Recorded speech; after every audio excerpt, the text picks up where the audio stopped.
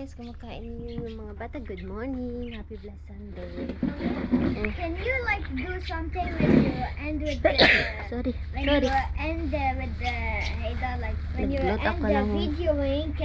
Can you blur something? Yes. Blur. This one is egg. That is like fried rice ako. Understand? They're doing something bad, and we told you, and they did something bad. Nahilait na lang. Say hello to my stick, my Shaki. Nahilait. Yeah. Mag-ano ako.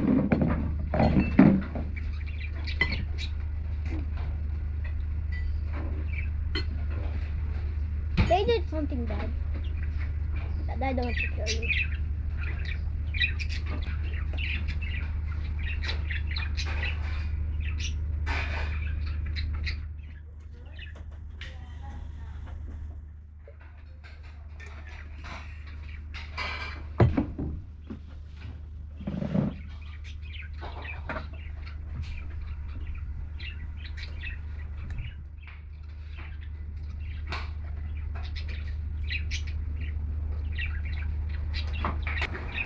Let's eat guys. Tapos mamayang hapon mag-misa kami kasi na-late kami nag-isulit.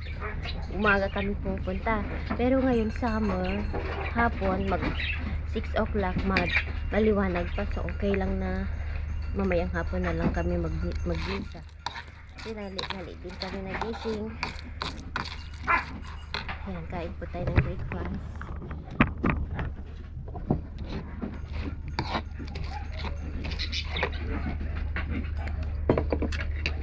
Yes, sweeter. It feels sweeter. The rice. And I put sweet spices. Spices? Bahar halo.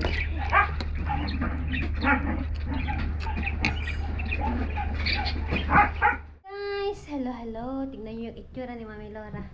Naglilinis ako dito sa kusina namin. Tignan nyo kasi, dumi-dumi. So, ganyan ako. Every time, every year, once a year, nililinis ko dito sa lahat, mga cardboard, punasan, lagyan ng gamot. So, ganun ang ginagawa ko ngayon. Habang wala pa ang biyanan ko, maglinis tayo. So, yan. Tapos na ako sa baba, naalis ko na yung mga dumi. Mga dapat itapon. Itapon ko lang mga dapat itapon. Kasi, sobrang kalat. Sabi ko kayo, nagpaalam ako kay Mr. Ba. Sabi ko, Han, we threw some stuff. Kasi yung, sabi ko, madaming kalat. Sabi niya, okay. Sabi ko, baka magalit yung nanay mo, no. Throw whatever you want. Sabi niya, kaya kay Mr. na ako, nagpaalam, bahala na ba. Kung may hanapin, like yung mga ito ba, plastic. Alam nyo, itapon ko na kasi, kalat guys, sobra. Tignan nyo, oh. Ito yung laman na itatapon ko na, hindi na pwedeng gamitin ba? So, bahala na. Kung hanapin ang binan ko, sabihin ko, itinapon ko na. Makagalit na siya, pero naitapon ko na. Sabi ni Mr. Nagpaalam ako kay Mr. At least nagpaalam ako kay Mr. ba? Mga hindi ba kailangan na itabo ba? Like mga ito, madami naman na siya. So, itapon na siya guys. Kalat lang ba dito?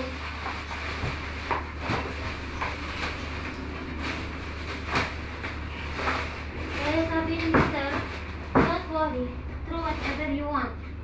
Kaya tapon ko na yung hindi dapat guys. Nakakahilo. Hilo na ako. Kanina pa ako naglilinis. Si Sayan naman nag-aayos doon sa salas. Naglilinis siya din. So, umaya kami kakain. Kasi late naman kami kumain.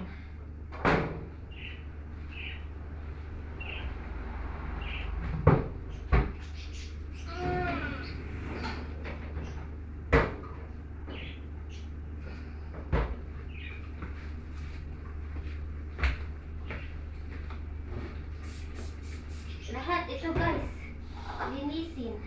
Ito muna, ito. Lagyan ng gamot dito para,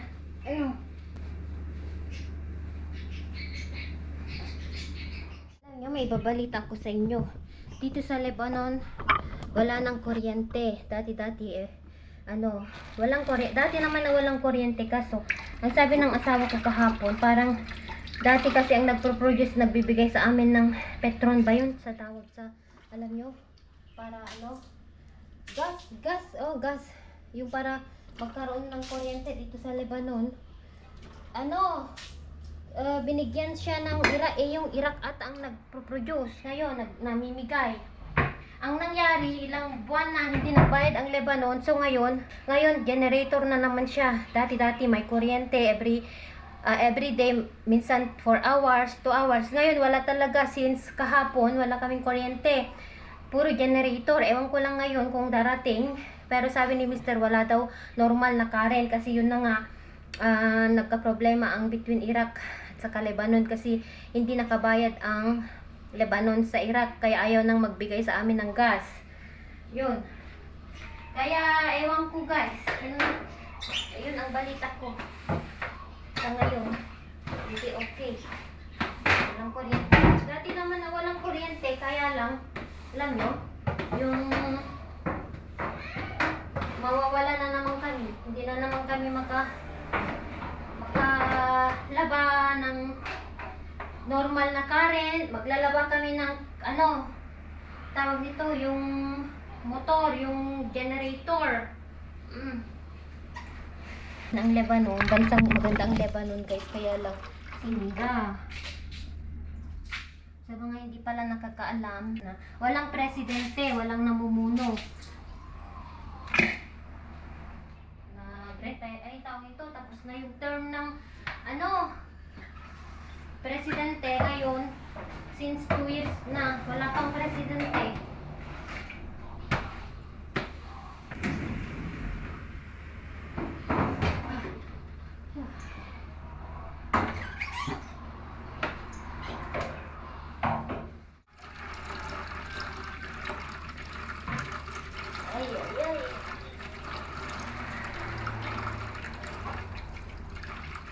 Guys, ito na yung niluto kong manok. Nakaluto na ako. Gutom na ang mga anak ko. Late na kami. Ito, lagyan. Parang kinilaw ba? Ay, tawag ito. Lechong chicken manok. Lagyan ko ng yung Indian, yung red onion. Tapos lagyan ko ng suka and salt. Alam nyo, yung parang kinilaw ba na i-barbecue na sa suka. Pero paghalo-haluin ko, gano'n. And nag-separate ako ng para kay Kian. Lagyan ko ng white vinegar. Yay, that's for me. No! Hida for you here. Oh, okay. Thank you. Tapos i-mix natin para magustuhan. Lagyan natin ng paminta. You shouldn't have told him, Mommy. Ayaw ni Kian ng maasim, kaya hindi ko na nilagyan. Paminta. I still haven't seen it. Tapos i-mix natin. Ganito guys, may red onion siya. Your height is low, but...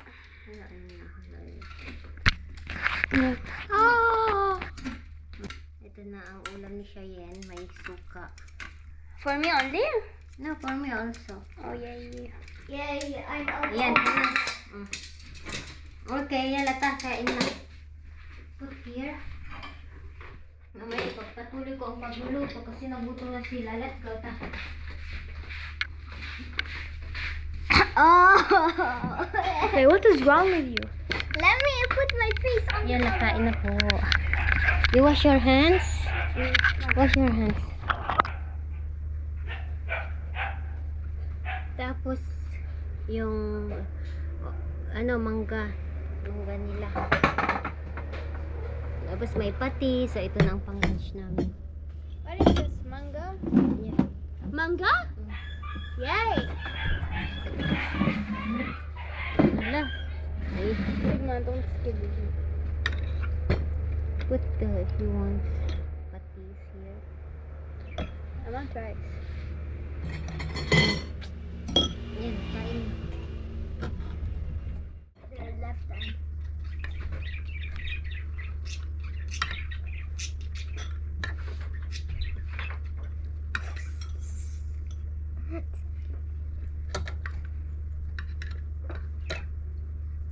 This feels a little bit squeezed, mommy. Wala man. Do I have tata? No, wala pa. Kain po tayo. Thank you, Lord. I will give them this. You put Hilda?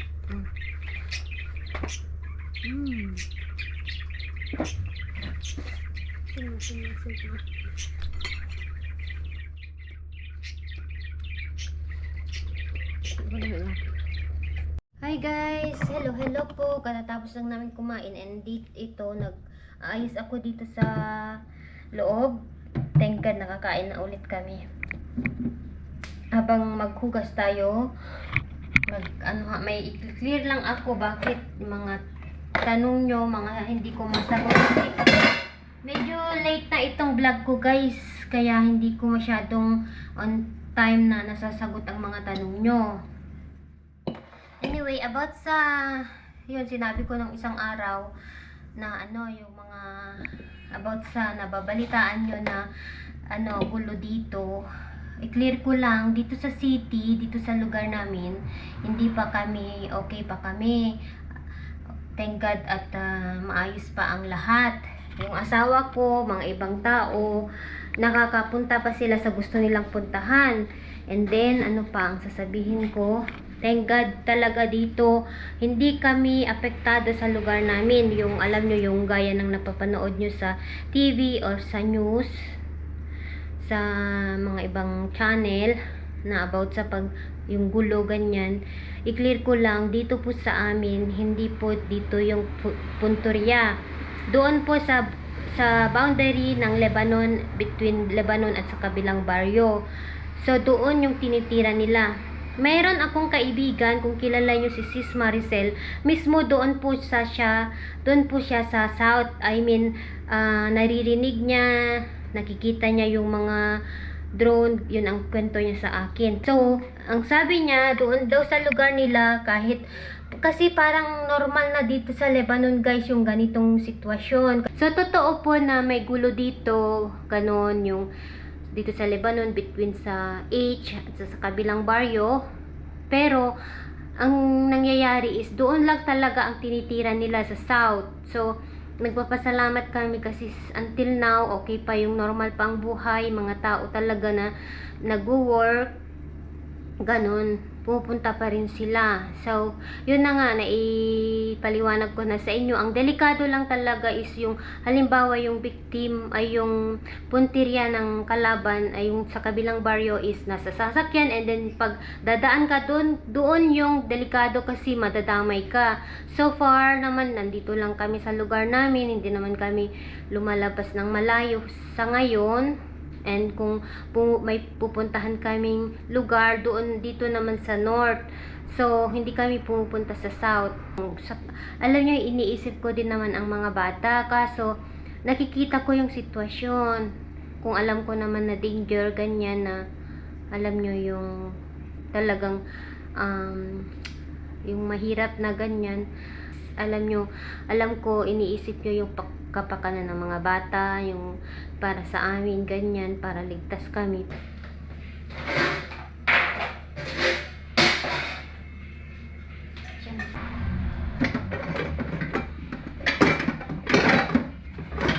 Kaya nakikita nyo na marami pa rin lumalabas dito guys, na like yung pupunta sa beach, pupunta sa party, paggabi, ganon.